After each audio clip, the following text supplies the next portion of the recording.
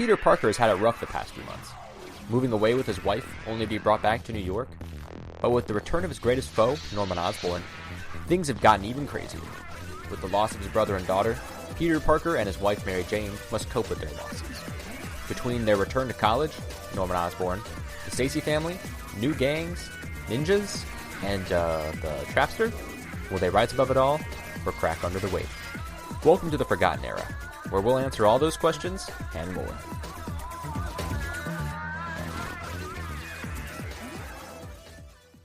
Hello, everybody, and welcome back to the Forgotten Era podcast. My name is Ethan, as always, and I'm joined once again, finally, back, Matthew. Back? Oh, yeah, I'm back, baby. I went to the Savage Land. I looked around, didn't like what I saw, came back, and wow, I feel a lot better now that I'm around like electricity and shit. How are you, Ethan? I'm sick, still. I've been sick for a while, but it's okay. We're getting through it. You know what didn't cure my sickness? This story. This story did not cure my sickness. If anything, it made you worse. That, I don't know. It might have. I read it on the couch while I was like hawking up loogies all day, so it's certainly possible. The story in question is something I've alluded to at the end of both of the most recent solo episodes I did, because just things kept getting delayed and life and whatnot happened. But we're finally covering the Savage Land, Sensational Spider-Man 13 through 15. I know you have things to say. I also have things to say. But before we do that, this story has two different names, which is always kind of annoying, because there's a collected edition of this story, oddly enough, that came out back in 97, I guess. No, that would have been 97. It's called the Savage Land Saga there, but the actual name of the story is Deluge. So that's cool, I guess. They had to figure out something else to call it, because I doubt that Spider-Man Deluge would have sold any copies whatsoever, even with a really cool Mike Wieringo cover. So They're pretty bold calling it the Savage Land Saga after the Clone Saga. That's pretty bold of them. Yeah, So. people were afraid of sagas, I guess, at that point. But it had a really cool, they did really cool specific art for that trade, even though, quality may vary once inside. That was a trade. That's part of the reason why this. Well, we'll get into it, but I had the trade you're talking about. I had that as a kid. That was one of the trades that I had among many. That thing fell apart like a lot of early '90s Marvel trades. Those things fell apart at the glue. You know what was really funny? As I was reading it, the binding was coming apart, because I own it, and I've never read it that way specifically. Or no, I definitely have before, but this is the first time I've picked it up in quite some time. And as I was getting to the end, I could just see the binding starting to loosen. I was like, okay, maybe I don't read this again. But it was such a convenient way to just pick it up and read it, since it was right there on the shelf. It's rough because a lot of those early '90s, trades, I like a lot of them because a lot of them have, a lot of those really cool special covers. I always think of the John Romita Sr. Aliens costume saga cover where he's standing with the normal costume and the black costumes behind him with the spotlight on him. Yeah. And that the Todd McFarlane Venom cover, stuff like that. I always, that is nostalgia. The Lost Years trade paperback cover is one of the coolest pieces of art that I've seen of John Romita Jr.'s. That cover is probably my favorite John Romita trade dress cover that he's ever done. Yeah, it's well, you know what I mean. Yeah, I get what you're saying. I love that it's the costume is brown on that trade cover and not green. I'm Team Brown on that one. But yeah, we're delaying the inevitable. We should probably get to what we're supposed to talk about. Oh boy, which we are finally to the normal creative team for this book, which is Todd DeZago, Todd whatever, go. On writing, of course. Mike Wieringo on pencils, Richard Case on inks, and Gregory Wright on colors. So that's cool. We last issue obviously we had a fill in, but we're back to the people that we will know as the Sensational group, who we knew previously when you're reading the Clone Saga, but I mean like we as in the podcast will know as the Sensational team. Sensational Spider-Man number 13 came out on December 4th of 1996 with a cover date of February 97, yada yada. All right, recap time. Deluge, Part 1, A Savage Land. Deep within the caves of the tundra, the ice caps begin to melt. As the drips hit the ground, a monster within the caves awakens, a force that should never be awakened. Back in New York at the Bugle, JJ is forcing the assignment in the Savage Land on Peter. While Peter says he won't be convinced, we get a cartoonish transition to him on a plane headed for the Savage Land. Aboard the plane, Peter and other members of the press are introduced to Agent Townsend of S.H.I.E.L.D. He warns the normal folk of the dangers that could potentially befall them in the lands, and to be careful. As the lecture continues, Peter info dumps to the reader about global warming and how the abuse of the ozone layer has caused the glaciers to melt at a hyper-accelerated rate.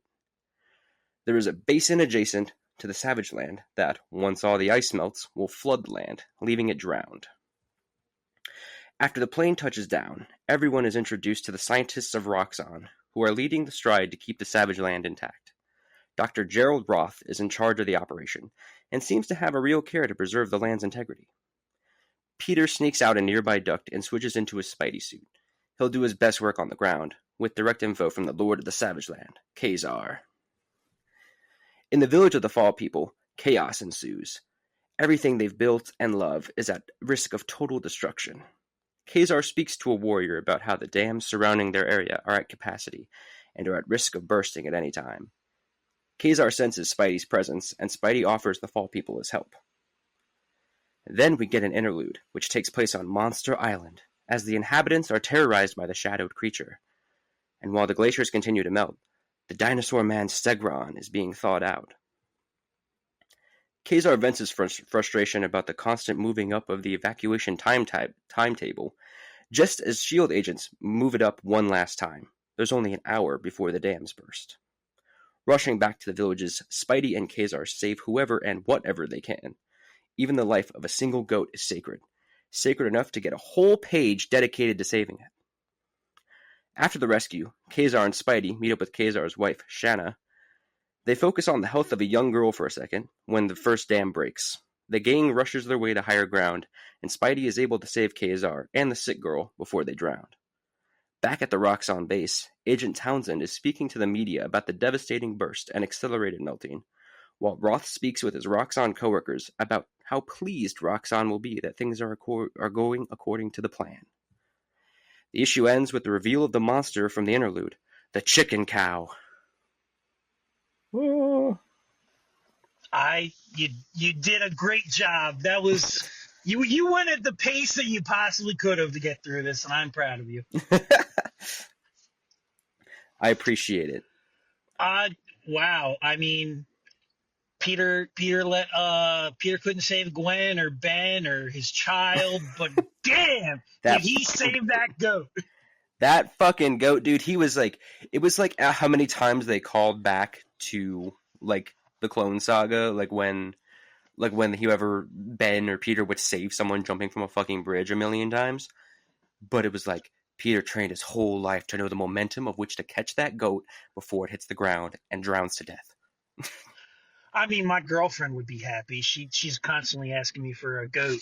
So that in that aspect, I'm happy. But where do you want to begin on this story or on this issue rather? The interludes are so annoying. Throughout this entire story, it's kind of a problem. Yeah, the cutaways and everything, and yeah, so much going on, and so many characters that are introduced that, well, I mean, get further into that in the next two parts, because a character gets introduced that is basically an ex machina. Uh, so, but yeah, I'll let you go ahead since you since you did the recap. What are your thoughts so far? See, my recap is quick, right? My recap was about 5 minutes for that issue. But, like, oh my god. It takes so much effort to read this. Like, just like to power through, to get through some of the things. It's very, like, I understand, like we were talking about before we hit record. The message of this story is completely valid. But my god, when we have like an entire page basically of two people explaining to us how bad the damage is to the earth, that the savage land is like melting and the ice is melting and it's going to kill everybody and flood everything. It's like, we get it. Like, as a kid, you don't. I get that the whole purpose is to make children aware of these issues, but my god, like, no one cares. No one's reading this It's to be like, oh, it would make more sense if it was a little more subtle. But they're literally like, the ozone layer's damage has finally taken its toll, and everything's gonna melt, and the world is doomed, and fuck, and shit, and oh my god, they're gonna drown. it is very like, I don't want to say tonal whiplash, but it is very much like you're reading this and it's just beating you over the head constantly about global warming, which is a topic that,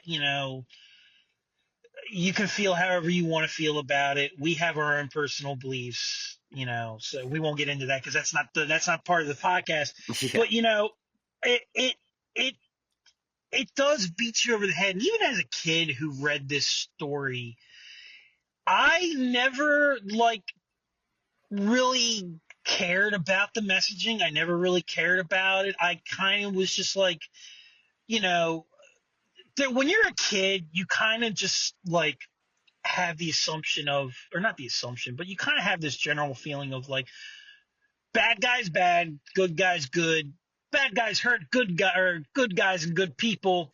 And that's kind of like the general thing that you get.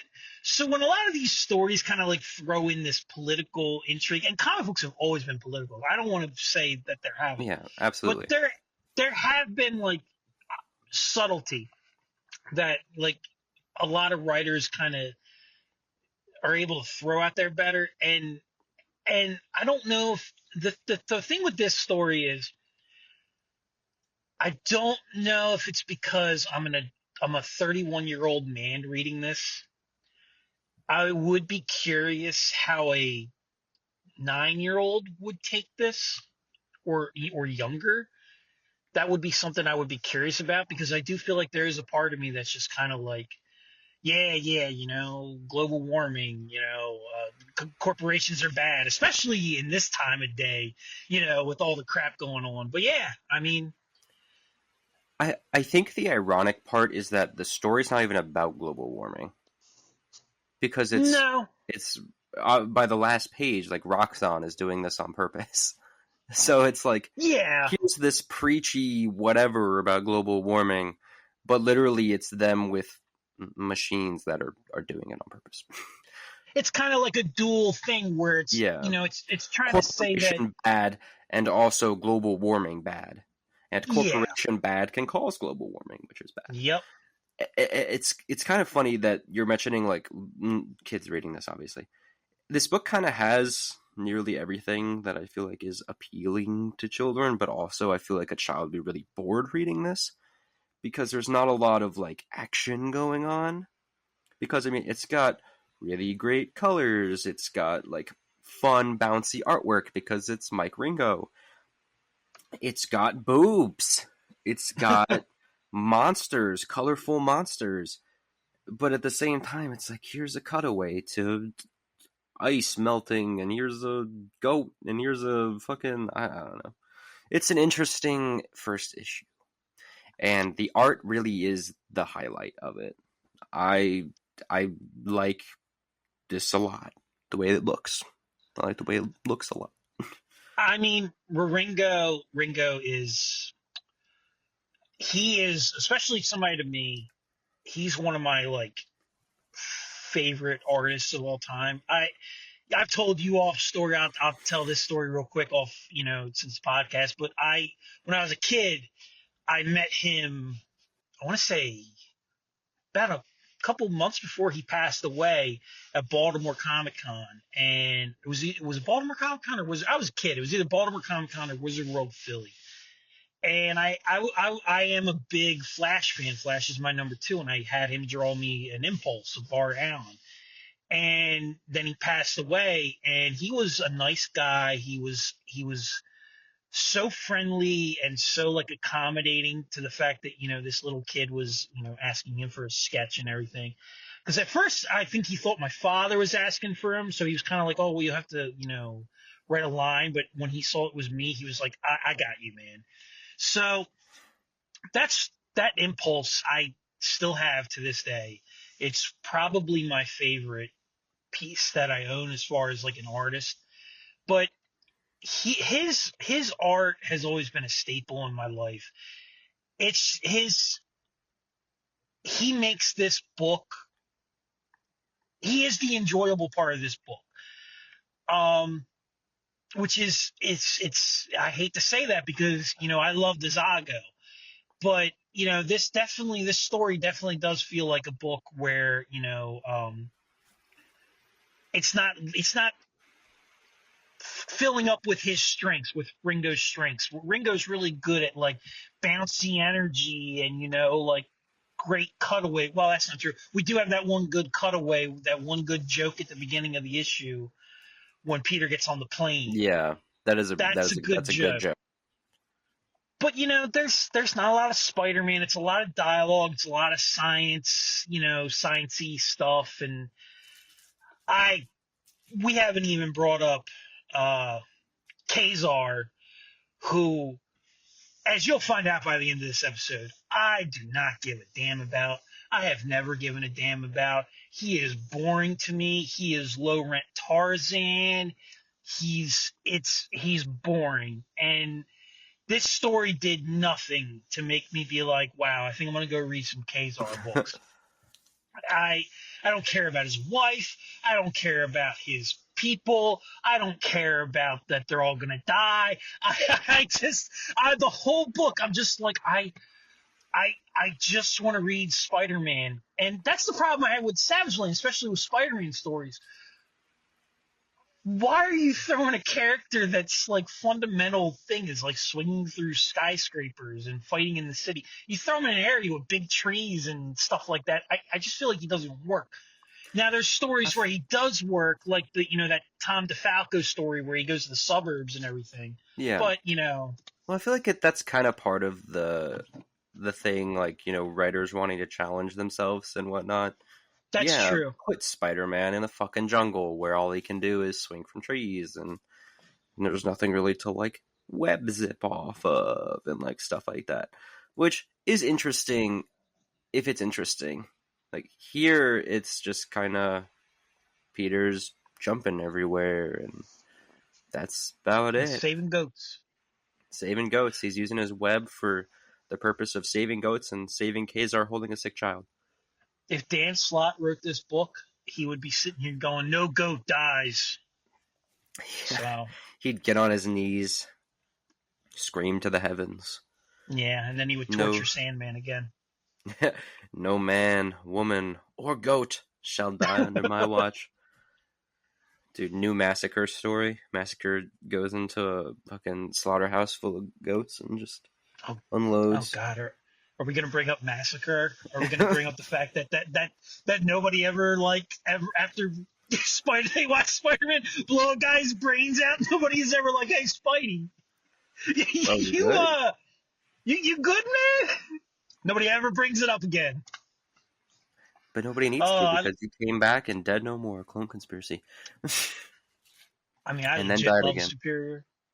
Well, yeah, everybody died again in Clone Conspiracy. But, yeah. So, this is a story. It certainly is. I guess we'll get to the second part if you're ready for it. Oh, I'm ready. If you're mentally prepared for it. I am ready. Let's go, bud. So, we get a very nice shoehorned character in this issue. Deluge Part 2 Higher Ground was released on January 2nd of 1997. We're in the 97 now, everybody. We're into the true forgotten era. Okay, here we go. In the Florida Keys, the Hulk is shown chilling out on an island he's claimed as his own. Unfortunately, the peace and quiet doesn't last long as monsters begin flooding the area. Thinking it's something to do with Mole Man, Hulk starts wailing on the monsters, until the chicken cow appears.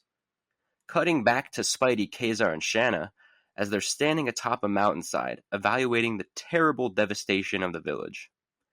Now, in another higher-up village, an elder tells a story of the Savage Land's guardian protector, one that will not allow them to leave and will save the land from its own demise, the chicken cow. The story is interrupted by a villager worried about an older woman who refuses to leave her home. Kazar and Spidey go to save the woman, but she is more concerned about leaving her baby behind. Looking for the baby, Spidey comes to realize the child is dead and buried in the land. He blinks out for a moment, reminded of his and Mary Jane's grief, before getting the woman to safety. In another interlude, it just shows Hulk and the chicken cow punching each other for a little bit. Back with the Savage Land gang, Kazar takes Shanna and Spidey to a Roxxon relay station nearby. They go inside to investigate, and Spidey realizes that the equipment isn't to refrigerate the Savage Land, it's purposely to melt the ice. To top it all off, each relay is equipped with an oil rig. They're destroying the Savage Land to extract oil. Classic corporate America. In another interlude, Hulk continues to battle it out with the monster, while the newly freed Stegron wishes to eradicate the humans in his homeland. Roxxon sends agents in mech suits to kill Kazar and co., but they're not going down without a fight. Just then, aided by an army of dinosaurs, Stegron comes to eliminate them all. Boom. Sensational Spider-Man number 14. Oh. So the Hulk, huh? Oh. I'm sorry. Go ahead. So the Hulk is here, and I think it's really misleading, the cover to this issue. I know you don't have it in front of you, but it's literally Kazar being eaten by a dinosaur, while Spidey's being manhandled by a yellow mech man, and it just has a little circle saying guest starring the Hulk. None of that happens in this issue. It happens in the next issue, minus the Hulk thing, because the mech men show up, but not till like the last page.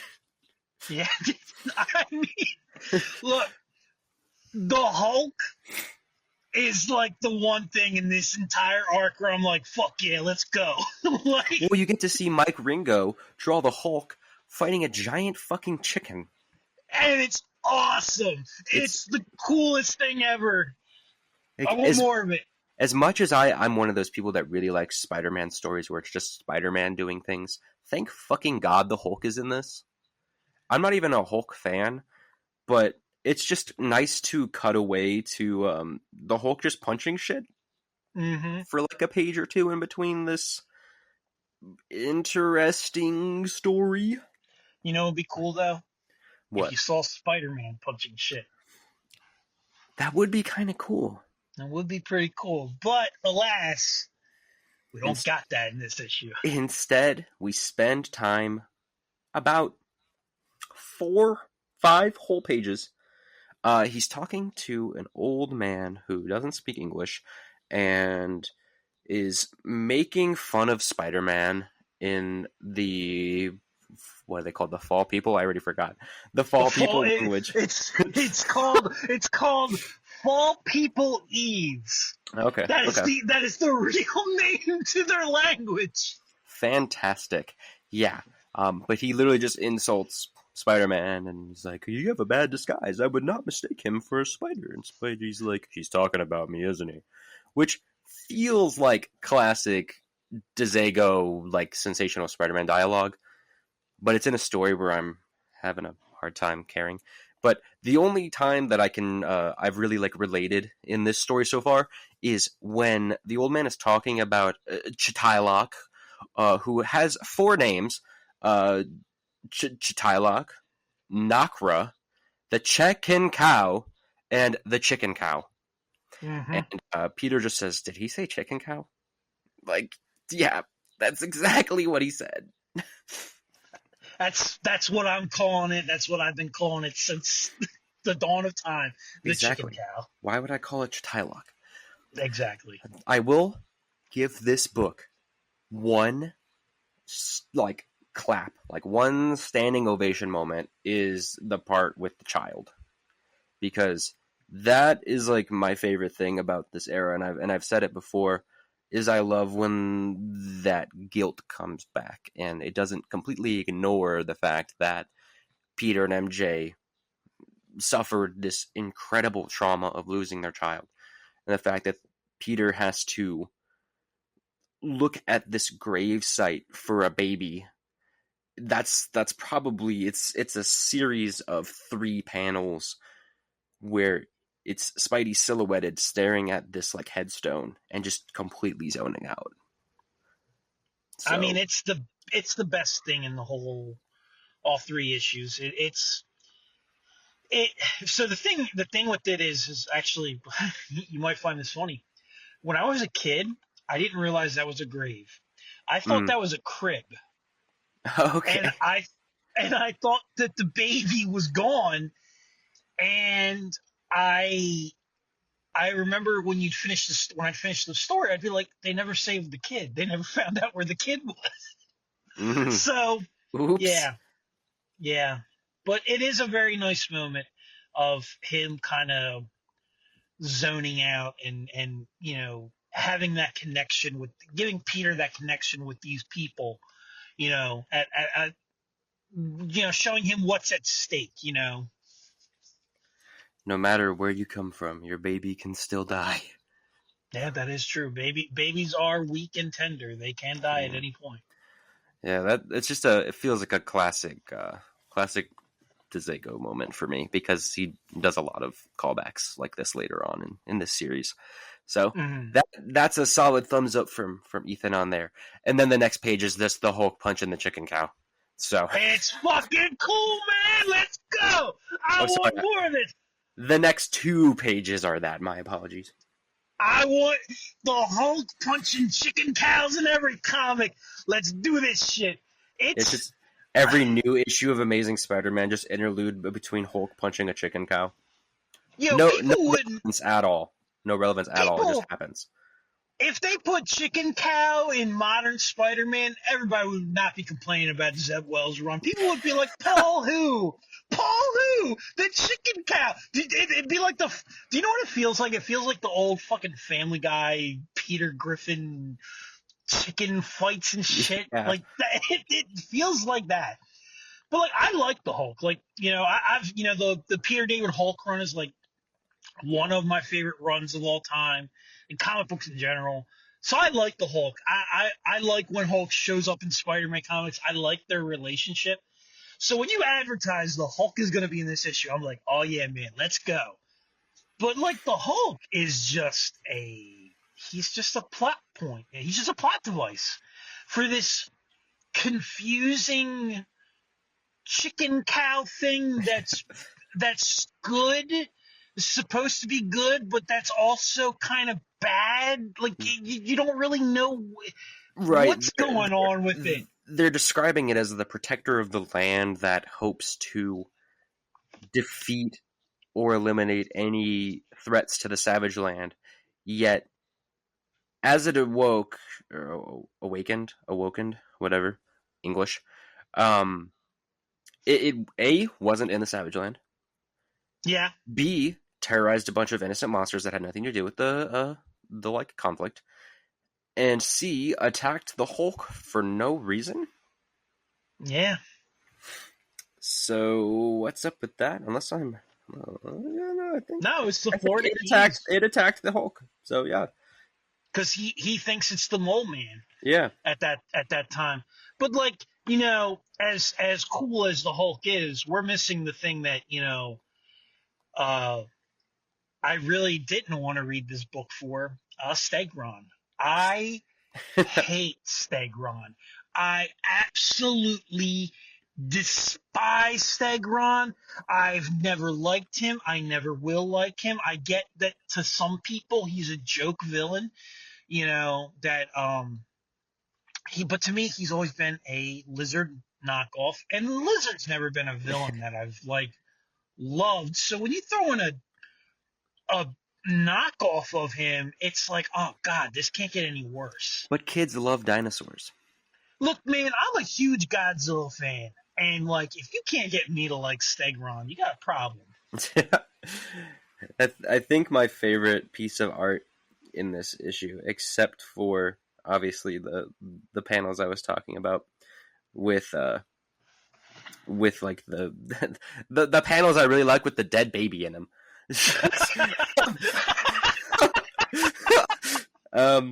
I like the last 2-page like splash with all the dinosaurs. It's just really silly. It's like, yeah, this is what that story was meant to be. You're just building up to Spidey versus a bunch of fucking dinosaurs.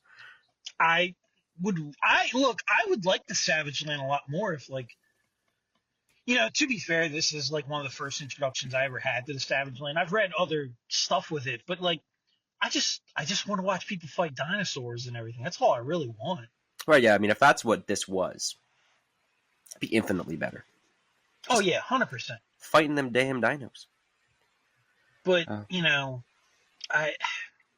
the Roxxon plot, like, there's been this running joke that I've kind of had with, with the Spectacular, where it's like, who could have thought, who could have foreseen Roxxon of all people being like one like omega evil shitty oil hunting corporation that's behind nearly everything of this manner in the Marvel Universe. Who would have thought it's them? It's like Peter discovers it, and he's like, they're not trying to stop global warming. They're creating it. And it's like, Peter, come on, man, sit down, buddy. Come on, have a drink with me, buddy. Are you okay? Global warming, and they want the oil? What? Slap me silly. What? That is crazy. I could not, in all my days, I never could have thought that up. But yeah, this is probably, out of the 3 issues, because we didn't. Do you want to save grades for after? Because we didn't give a grade for the last issue. I would say we just grade the story as a whole, personally. Okay. Well, so in my opinion, I like this issue a little bit better than issue 1, the first issue, 13. 13's all over the place as far as like exposition and everything. This is just like, it's so batshit crazy and random, and just running around to different set pieces, and there's fucking dinosaurs, and there's fucking Hulk, and there's a fucking chicken cow, and yeah, I really would love to talk to Todd DeZago about why Hulk. Why was he included in this? Was just that something that I think it was just because he was at this point in his story, in his run, he's kind of like taken off the map, kind of. He's like off doing his own thing, and it's a little bit easier to pluck him out of what he's doing, to put him in a guest story. You know what I mean? Yeah, I mean, that makes sense. I'd never have followed Hulk, so I wouldn't know. I wouldn't. I love Hulk. And yeah, there's this really funny. This is the last thing I really want to say about this issue. The second to last page has this hilarious dinosaur T-Rex head silhouette popping out of bushes, and for some reason, the black one. Yeah, I just think it's the funniest thing ever. I don't know why. I just saw it and I just busted out laughing with this stupid Hulkbuster yellow mech man and this dumbass dinosaur right behind him. It's. I thought the same thing. It's the dinosaur in all shadows, but yet he's sticking his head out in a rainforest, right? And his out of bushes. His red eye is visible, and so are his pearly white teeth, but nothing else. Not another thing. I noticed that too when I was reading it. I didn't think it was. I didn't think to bring it up, but yeah, when I first read it, I was like, that is a choice. Yeah, it's just funny. It's just a funny thing. Yeah. Okay, well, I guess we're moving on to Sensational Spider-Man number 15 with a cover date of April of 97. This issue was released on February 5th of 97. And this one has the coolest cover of the bunch because it's just a really great image of Spidey and then two sets of people that we don't care about whatsoever and the Hulk. The only thing that's missing is the chicken cow. But I don't know, it's just a really cool layout sort of cover. Opens up to a great opening image too. Yeah. I like I mean, that. it is shot. a great shot. So here we go. Deluge Part 3, Inundated. Stegron and his army of dinosaurs have one mission, preventing mankind from destroying their home. Ironic enough, though, Stegron was once human himself. Hoping to use dinosaur tissue to unlock regenerative abilities, it actually turned him into one, even with memories of centuries past. The battle between dinosaur and man begins, but Spidey wants to put an end to it quickly and get to higher ground. Kazar is enjoying beating up the scummy Roxxon goons, but agrees that they need to clear the area. While Kazar tries to talk some sense into the Roxxon guys, Spidey talks some sense into Stegron. Kazar exclaims that the Savage Land is not hopeless and destroys a mech in his rage. Stegron agrees to a temporary truce to save the land. The ground then begins to shake as Hulk and the chicken cow burst into the scene, apparently fighting for days straight. They conveniently land right where our main protagonists are. Hulk beats the creature down, and Stegron's dinosaurs pile on top of it. Their fight created an extremely convenient crater that gives Spidey an idea. Kazar meets with Roth and exposes what he and Roxxon have done to S.H.I.E.L.D. Meanwhile, Hulk, Stegron, and Spidey are destroying the relays throughout the land. In Roth's quarters, Roxxon denies any and all associations with Roth, saying it was his own attempt to move up their corporate ladder. Hoping to get revenge on everyone, he detonates the explosives around the dams and creates a massive flood. Thankfully, that convenient crater catches all the water, and the remaining villages are completely safe. Roth runs away into the jungle, and Kazar tells S.H.I.E.L.D. and the crew not to go after him. And as the legend said, the chicken cow protected the Savage Land from those who dared to destroy it, and kills Roth right there. At the very end, Stegron vows that he and Kazar will be enemies next they meet, as Spidey says his goodbyes. And there you have it, the end of the Savage Land Saga. Quite an extremely complex and well-written saga that will live on for decades. Thank God it's over.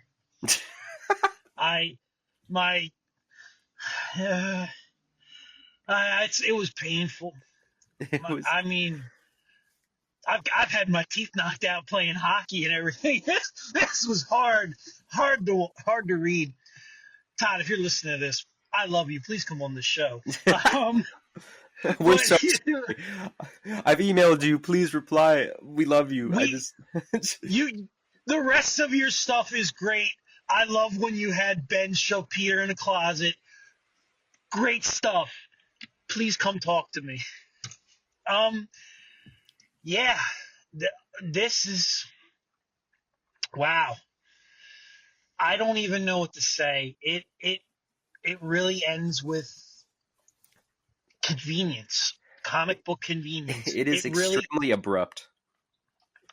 It just so happens that the Hulk has been fighting this dude for days, and they're fighting underground. They just so happen to. First of all, how big was that fucking crater that it took? Because they never say like how much water it is. So it's a dam. So I'm assuming it's like. Well, when they show it, it's like the fucking Atlantic Ocean is being sucked into this drain that they created conveniently. But if you put that big of a crater into the land, I feel like it would just fucking destroy it anyway. So what I would imagine would happen is if you had a crater, say you had a crater and you had a hole, like a tiny hole where these people are like punched through and everything, and they made bigger through the impact. Kind of like Dragon Ball Z, where you know what I mean, like that kind of thing. That tiny hole is gonna take time to drain all this stuff, I'd imagine, or that no matter what, that hole is gonna be small enough to to drain it. So there's gonna be a blockage. You see where I'm going with this, right? So it's Yeah, gonna be flooded still would for a flood while anyway. Yeah, until that all can get drained out, like your bathtub. You know what I mean? Like it. So like it really does seem like that SpongeBob meme of like we saved the day, Patrick, and the whole city's on fire. Like I I don't I my biggest complaint with this story is, and I know you said this prior, you know, you're not one of those people who complains about, you know, it's a Spider-Man story, Spider-Man doesn't do anything, but Spider-Man doesn't do anything at all.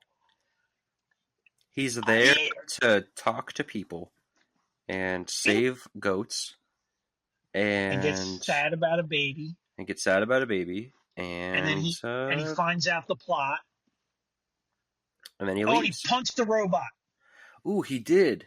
He did. He did punch a robot. He punts a single robot in this like what like 6 pages of fighting. I put fighting in quotes because not a whole lot happens. It's just people kind of like jumping. Just a lot of jumping. Like, Yeah. Kazar is kind of kicking people. Stegron's kind of like tail whipping people. But other than that, it's just trying to play defense. Spidey's trying to play defense because he's like, I just want us to not drown to death. That would be pretty cool. And then these motherfuckers just come punching out of the ground, and it's like, oh, how convenient that they are right here. And then at the end of it, oh, go ahead. I'm sorry. I didn't mean to cut you off. That is just like, wow, how that's just the most convenient thing in the world, isn't it? At the end of it, they're like, the chicken cow did it. He saved the day. And you're just like, what did he do? He ate the guy. He fought the Hulk. Oh, you mean to tell me that because he fought the... What are you trying to say? You're trying to insinuate that because he fought the Hulk and that their fight created that crater, that's what saved the day? So, like... But why did he fight the Hulk? Did he like fight the Hulk because he was like, I know he knew it was going to happen. Yeah, he like it's predestined. Yeah, the chicken cow has intense clairvoyant powers that are yet to be discovered by us man. He's Annie Parker. Yeah, it's just crazy. Trying to think of like I like the part where Roxxon's like, yeah, we got nothing to do with you. Go fuck yourself. Bye. Like who's like that's so like obvious like stereotypical Shadow Corporation.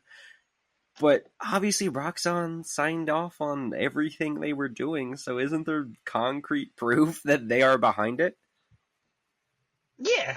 They're the ones there's probably logs and everything of him being like telling them, hey, there's oil here. Hey, there's this. Hey, there's that. Because he does say, like, oh, at first we didn't know. But then, you know, but there's got to be logs of him calling them. You know what I mean? Or unless he was on, like, a secure line or something like that. But who knows? It's a comic book.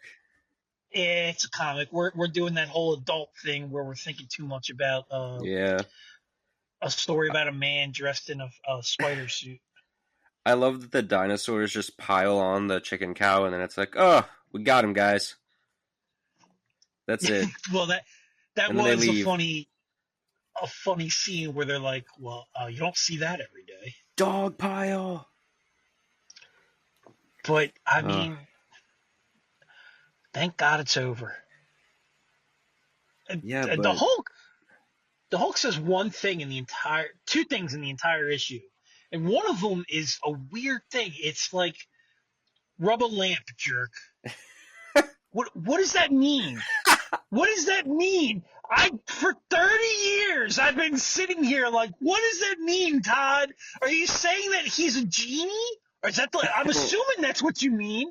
It would have to be. I guess it's because he's asking him to do something, so he's like, oh, you know, make a wish, you know, that kind of thing. But like, Oh, I love the Hulk. And then the last funny we get is like the elder giving his grand speech about how the chicken cow has saved everyone and now it goes back to slumber. And Pete does the classic, well, what did he say? In case I was like, he said thank you. Just like, okay, what a way I to end it. wonder, because I don't know Savage Land as well as others, but I wonder if we've seen this thing again because I don't remember him showing up in a Hulk story after this. There's no way this ever showed up again. There's no The, fucking way.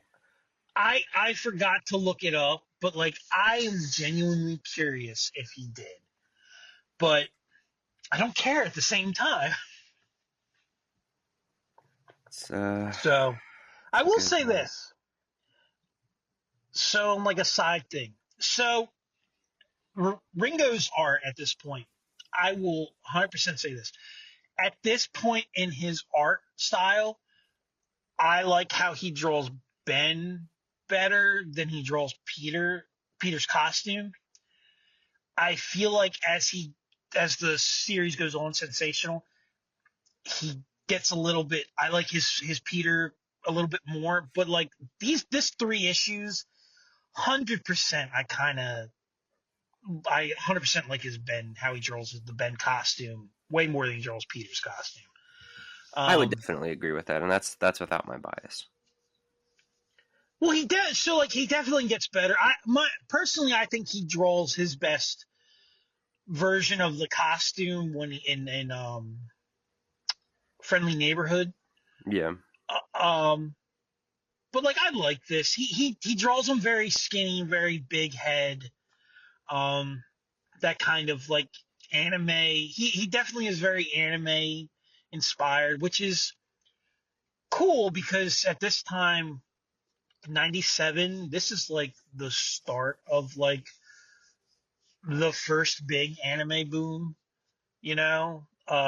So like he kind of like jumped on that trend. But like the thing that I like about his artwork is and that whole like anime style is a lot of times when people try to draw anime style, it's kind of I hate to say it, it's kind of cringy looking. It looks like one of those how to draw anime Yeah. books.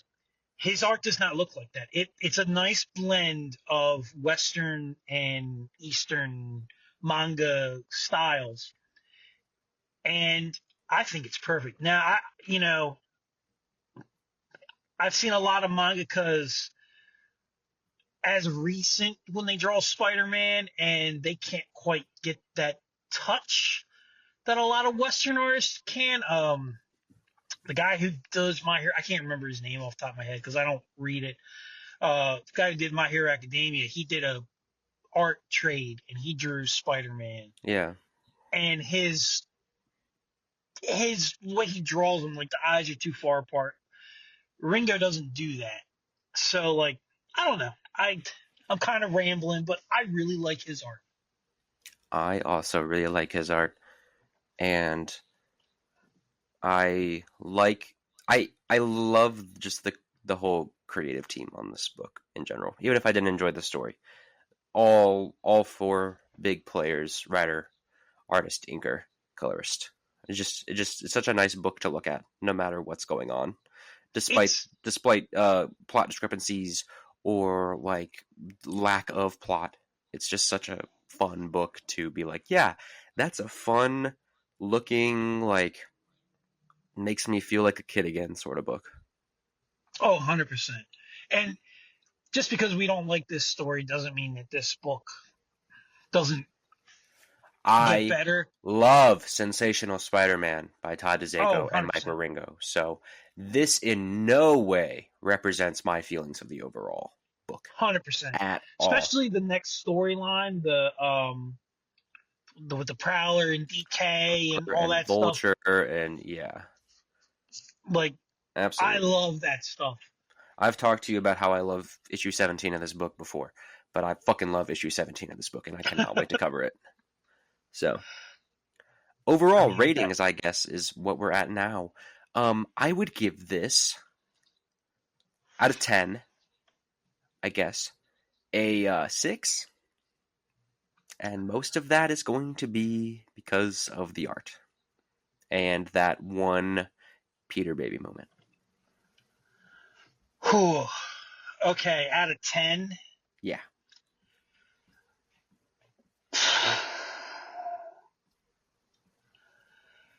You're gonna hate me, Okay. No, go ahead. but I got No judgment. I gotta go 3.